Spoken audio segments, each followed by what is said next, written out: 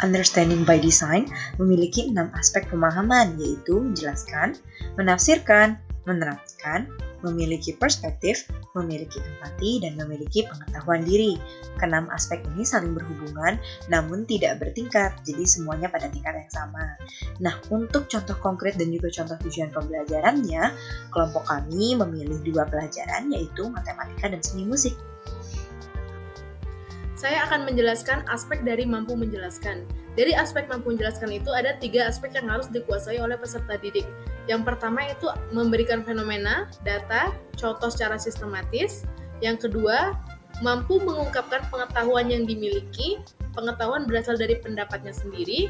Dan yang terakhir, peserta didik itu mampu menjabarkan secara rinci dan dapat membuktikan pengetahuan yang diungkapkan adalah benar.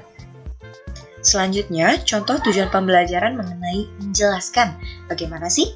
Yang pertama dalam matematika. Siswa dapat menyimpulkan informasi dari diagram lingkaran mengenai makanan kesukaan kelas 5. Misalnya nih di kelas 5 kita mempelajari diagram lingkaran. Lalu bagaimana sih menyimpulkan informasinya? Nah, maka dengan menyimpulkan informasi ini, misalnya, dalam diagram lingkaran terlihat 50% anak-anak kelas 5 menyukai makanan pizza. Berarti dia bisa menyimpulkan, setengah dari makanan kesukaan kelas 5 adalah pizza. Dia bisa menjelaskan karena dia bisa menyimpulkan informasi. Selanjutnya, mengidentifikasi perbedaan nada mayor dan minor. Ketika dia bisa mengidentifikasi, ini loh nada mayor, ini loh nada minor, maka dia juga bisa menjelaskan apa sih itu nada mayor dan apa sih itu nada minor. Atau akor mayor dan akor minor. Selanjutnya yaitu aspek mampu menafsirkan. Di dalam aspek mampu menafsirkan ini terdapat 4 aspek yang harus dikuasai oleh peserta didik. Yang pertama, melalui cerita-cerita yang bermakna. Jadi peserta didik harus mampu menafsirkan apa yang dimaksud dari cerita-cerita yang bermakna. Setelah itu, peserta didik mampu menawarkan terjemahan yang tepat. Dilanjutkan dengan memberikan dimensi historis atau pribadi yang terbuka untuk ide atau peristiwa.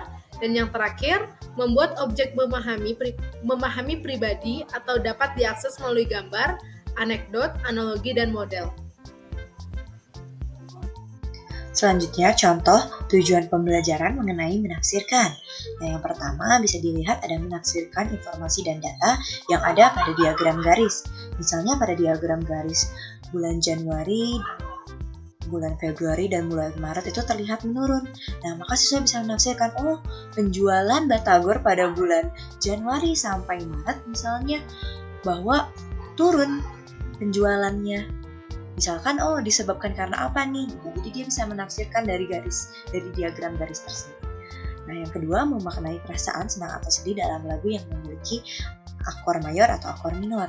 Nah, dia bisa menafsirkan, lagu ini tuh memiliki akor minor cenderung sedih. Lalu dia bisa menafsirkan, mungkin ini perasaannya patah hati, mungkin ini sedihnya mengenai kehilangan. Dia bisa memaknai perasaannya dan menafsirkan dari lagu tersebut itu, ini kira-kira nadanya senang atau sedih menggunakan akor mayor atau akor minor. Baik, selanjutnya yang ketiga yaitu ada aspek mampu menerapkan. Aspek mampu menerapkan ini secara efektif dapat menggunakan apa yang mereka ketahui dalam konteks nyata atau dapat menerapkan konsep berdasarkan pemahaman teori atau petunjuk prosedur. Dalam aspek menerapkan memiliki kriteria yang harus dicapai yaitu efektif, efisien, adaptif, fasih, dan anggun. Nah, selanjutnya ada contoh tujuan pembelajaran menerapkan. Nah, ini kita memaknainya dengan menerapkan pada kehidupan sehari-hari. Seperti apa sih? Yang pertama ada menyajikan data mengenai makanan kesukaan siswa dalam bentuk diagram lingkaran. Setelah siswa survei mengenai makanan kesukaan siswa di kelas, siswa dapat menyimpulkan, makanan pizza ini yang suka sekian orang, yang menyukai batagor sekian orang. Lalu dia bisa menyajikan juga datanya. Nih, berbentuk diagram lingkaran itu dia bisa mengetahui, maka dia bisa menerapkan data-data tersebut ke dalam bentuk diagram lingkaran. Selanjutnya kalau misalnya, dia sudah mengetahui nih bagaimana sih akor mayor itu bagaimana, memaknainya bagaimana, lalu dia bisa memainkan lagu dengan akor mayor dan sesuai itu, oh perasaannya bahagia, maka dia bisa menerapkan si perasaan senang dari lagu akor mayor. Selanjutnya yaitu memiliki perspektif. Perspektif adalah kemampuan peserta didik untuk melihat dan memahami berbagai sudut pandang atau pandangan tentang suatu konsep atau topik. Menurut Nopriani 2023, perspektif adalah melihat sesuatu hal dari sudut pandang yang berbeda.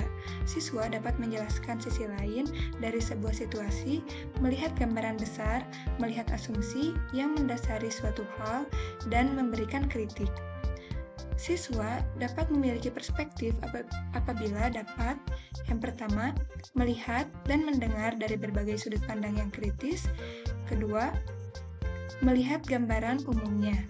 Baik, di sini terdapat contoh tujuan pembelajaran perspektif, yaitu yang pertama dapat mempresentasikan informasi dari diagram mengenai makanan kesukaan dan hubungannya dengan kegiatan market day. Kemudian yang kedua, dapat membandingkan makna dari berbagai lagu pop yang memiliki akor mayor. Nah, selanjutnya empati. Empati adalah salah satu kualitas penting yang harus dimiliki setiap individu. Sebagai makhluk sosial, kita perlu memahami perasaan dan situasi orang lain. Cara berempati kepada teman, yaitu dengan mendengarkan mereka dengan sepenuh hati, mencoba memahami perspektif mereka, dan memberikan dukungan saat dibutuhkan. Khususnya bagi para pelajar, memiliki sikap empati sangatlah penting. Dengan empati, mereka dapat memahami teman sekelasnya dan menciptakan lingkungan belajar yang harmonis. Namun, bagaimanakah cara seorang pelajar menunjukkan empati dalam kehidupan sehari-harinya? Nah, mari kita bahas lebih lanjut. Nah, di sini ada empati menurut Stein and Box tahun 1997.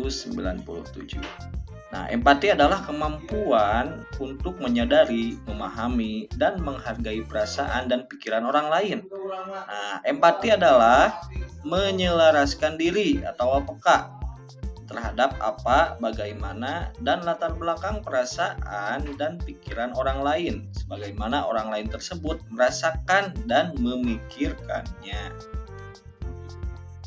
Nah, di sini ada contoh sikap empati. Yang pertama, menjenguk teman yang sedang sakit. Yang kedua, meminjamkan alat tulis kepada teman. Yang ketiga, ikut merasa senang jika teman mendapat kabar bahagia. Yang keempat, turut bersedih saat orang tua teman meninggal dunia. Dan yang terakhir, membagi rezeki kepada orang di sekitar kita. Sekian penjelasan dari sikap empati. Selanjutnya adalah contoh tujuan pembelajaran memiliki empati. Nah, dari sini kita dapat melihat siswa dapat merancang kegiatan market day berdasarkan informasi dan data mengenai makanan kesukaan. Dari tadi sudah dibahas nih mengenai diagram dan juga mengenai data mengenai makanan kesukaan kelas 5. Nah, di sini kita bisa melihat, nanti siswa bisa melihat lebih tepatnya informasi-informasi dan data berdasarkan makanan kesukaan. Oh, ternyata makanan kesukaan di kelas lebih banyak yang menyukai pizza, maka nanti kegiatan market day akan berfokuskan pada pizza. Gitu. Selanjutnya, memaknai lagu dengan akor mayor dan secara deskriptif. Memiliki empati juga berarti dia dapat menjelaskan perasaannya, menjelaskan perasaan orang lain. Secara deskriptif itu bisa jelas dia. Dia bisa menjelaskan makna lagu sedih bukan hanya lagu ini sedih, tapi dia bisa memaknai dan bisa menjelaskan secara deskriptif bagaimana sih lagu sedih itu, perasaannya apa, lalu bisa tidak dia berempati dengan lagu tersebut, seperti itu. Selanjutnya, dalam aspek memiliki pengetahuan diri ada beberapa poin. Yang pertama, peserta didik harus mampu memahami perasaan dan perilaku diri sendiri, serta mengungkapkan pikiran, perasaan, keyakinan, dan pendapat dengan orang baik. Yang selanjutnya ada peserta didik harus mampu merenung dan menganalisis terhadap diri sendiri tentang segala kebiasaan, pikiran, perasaan, dan keputusan yang telah dilakukan selama menjalani kehidupan sehari-hari. Dan yang terakhir ada peserta didik harus dapat menentukan apa yang diketahui dan ditanya dari permasalahan, menyusun rencana penyelesaian masalah dan langkah-langkah penyelesaian masalah dengan rinci, runtut, dan menarik kesimpulan dari permasalahan matematika.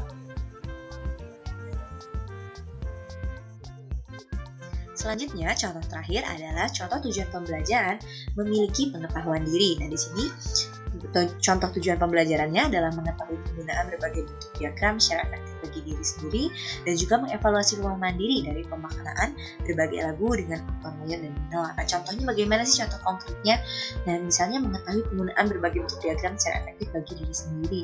Nah, itu dia bisa melihat setelah menggunakan diagram batang, menggunakan diagram garis, menggunakan diagram lingkaran, dia bisa mengetahui, oh kalau saya lebih menyuka menyajikan data dengan menggunakan diagram yang seperti apa.